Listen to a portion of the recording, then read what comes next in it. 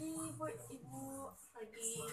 Ibu, hari ini saya akan melakukan satuan acara penyuluhan tentang KB ya Bu. Jadi pada pagi hari ini kita akan membahas 3 hal. Jadi yang pertama itu pengertian KB, kemudian manfaat KB dan jenis-jenis KB yang akan kita gunakan ya Bu. Jadi sebelumnya Ibu tahu keluarga berencana itu apa? Atau KB itu apa? Tidak tahu.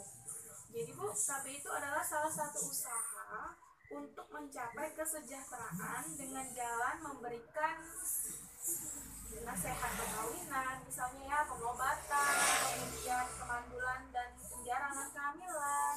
Terus salah satu usaha untuk membantu keluarga termasuk individu ya Bu, merencanakan kehidupan ke depannya keluarga dengan baik sehingga dapat mencapai keluarga yang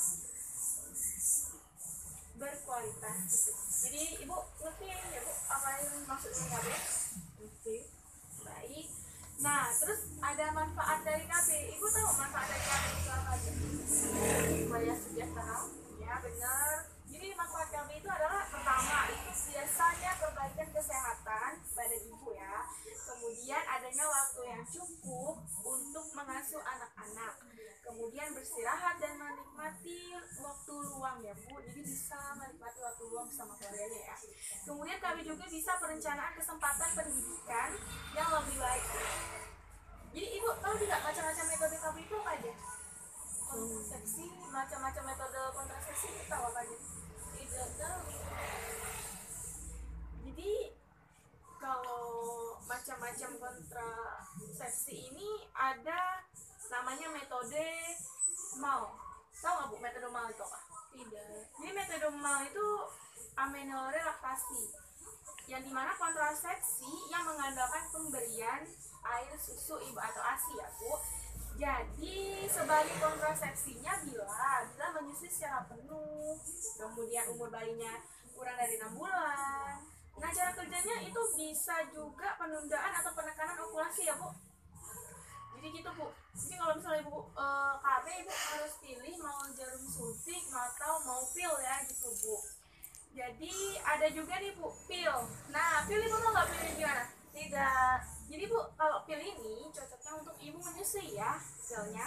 Kemudian tidak menurunkan produksi ASI-nya dan dapat digunakan juga sebagai kontrasepsi darurat gitu Bu.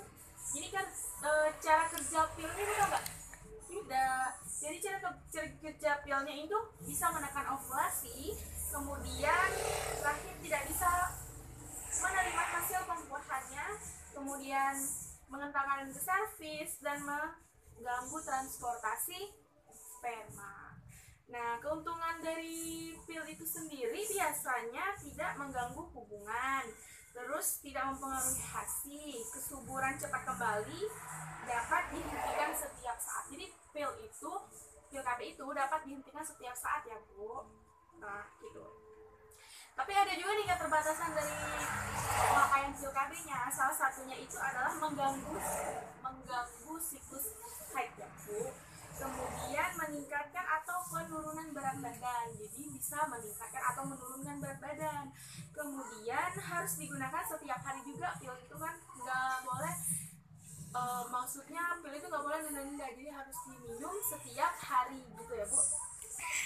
Nah, Ibu, kemudian ada secara suntik juga Bu, suntik. Nah, untuk KB suntik itu biasanya Ibu tahu nggak KB suntik? Biasanya itu namanya progestin, suntik progestin. Ibu pernah ke puskesmas atau pernah mendengar tentang suntik progestin? Jadi Bu, untuk suntik progestin ini itu sangat efektif banget dan aman dan dapat dipakai oleh semua perempuan dalam usia reproduksi. Nah, kemudian kembalinya kesuburan lebih lambat ya, dan rata-ratanya itu 4 bulan. Nah, kemudian cocok juga untuk masa menyusui Bu. Untuk cara kerjanya itu bisa mencegah ovulasi. Jadi untuk suntik progestin itu bisa mencegah ovulasi Bu, kemudian juga bisa menangani serviks, kemudian juga bisa menghambat transportasi sperma seperti tadi ya Bu.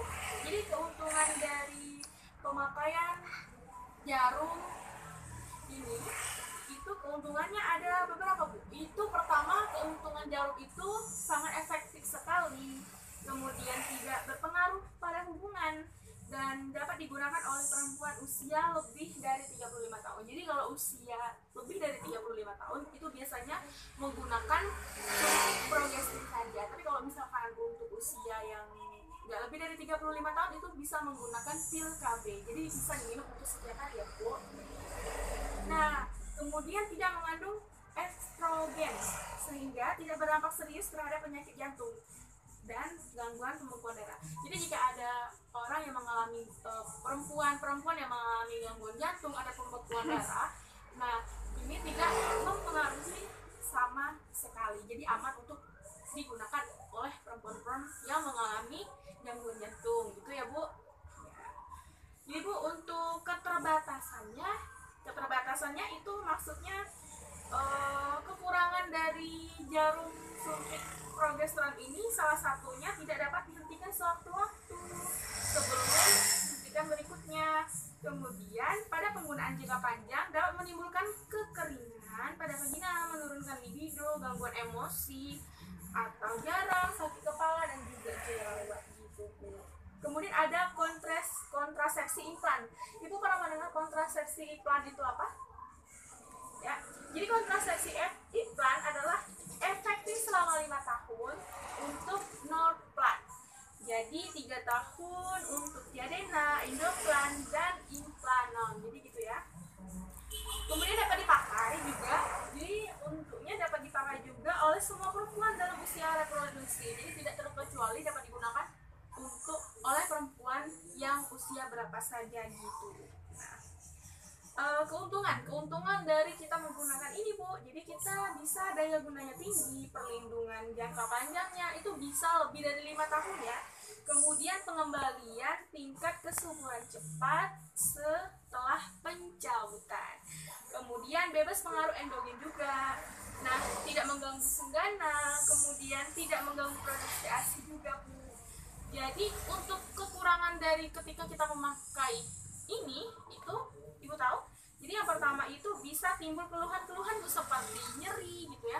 Jadi bisa timbul keluhan seperti nyeri kepada di badan kita gitu ya, Bu. Kemudian membutuhkan tidak pemindahan jadi kemudian juga ada alat kontrasepsi dalam rahim atau AKDR. Ibu pernah mendengarnya? Jadi saya jelaskan. Jadi alat kontrasepsi dalam rahim atau AKDR adalah sangat efektif atau reversible dan berjangka panjang. Haid menjadi lebih lama dibandingkan pemasangan atau pencabutan memerlukan pelatihan. Jadi gitu ya. Jadi untuk keuntungannya, pertama efektivitasnya tinggi ya, Bu. Kemudian metode jangka panjang itu bisa 10 tahun. Jadi metodenya panjang itu 10 tahun lebih gitu ya, Bu ya. Jadi, Bu, kemudian tidak mempengaruhi hubungan seksualnya, Bu. Kemudian juga tidak mempengaruhi kualitas atau produksi ASI-nya. Nah, gitu, Bu. Jadi untuk kerugiannya, ada juga kerugiannya. Jadi kerugiannya itu gini, Bu, kalau kerugiannya. Jadi efek samping yang umum terjadi itu seperti perubahan siklus haid. Umumnya pada bulan pertama dan akan berkurang setelah 3 bulan ke depan, begitu. Kemudian tidak mencegah IMS termasuk HIV dan AIDS. Jadi dia tidak mencegah IMS termasuk HIV dan AIDS. HIV itu penyakit yang menular. Jadi dia tidak IMS ya. Nah, begitu. Nah, Bu, kemudian Bu, untuk cara pemakaiannya itu hari pertama ke 7 siklus haid. Jadi begitu ya, Bu. Kalau misalkan penjelasan dari setelah KB, terus macam-macam dari KB. Jadi setelah ini saya ingin bertanya kepada Ibu. Jadi Ibu tahu setelah apa yang saya jelaskan tadi tentang KB, jadi Ibu tahu setelah ini Ibu berpikir apakah mau mengambil KB pil atau mengambil KB suntik. Ibu kalau misalkan saya boleh nanya nih, Ibu mau setelah ini Ibu mau mengambil KB mana nih? KB suntik ya. Ya sih, kalau suntik itu lebih bagus juga, tapi kalau boleh memang sih untuk KB itu bisa dipilih sendiri, tidak ada paksaan juga. setelah saya jelaskan tadi keuntungannya, kekurangannya ya dari pil KB tadi, dari pil antara pil dan jarum suntik. Jadi kalau saya nggak ada paksaan sih Bu di sini, tapi lebih efisiennya itu pil ya Bu. Tapi kalau ibu mau suntik nggak apa-apa, nggak ada paksaan juga dari dari saya. Jadi terserah mau menggunakan apa sesuai apa yang ibu rasakan ya Bu. Jadi Bu mau suntik itu alasannya kenapa ya Bu? Karena lebih nyaman gitu. Oh, lebih nyaman aja ya Bu. Jadi ibu selama ini atau kedepannya ntar mau mengambil KB suntik aja ya Bu? Iya. Jadi boleh saya jelaskan atau boleh saya tanyakan lagi, ibu tahu apakah KB itu atau keluarga berencana tadi?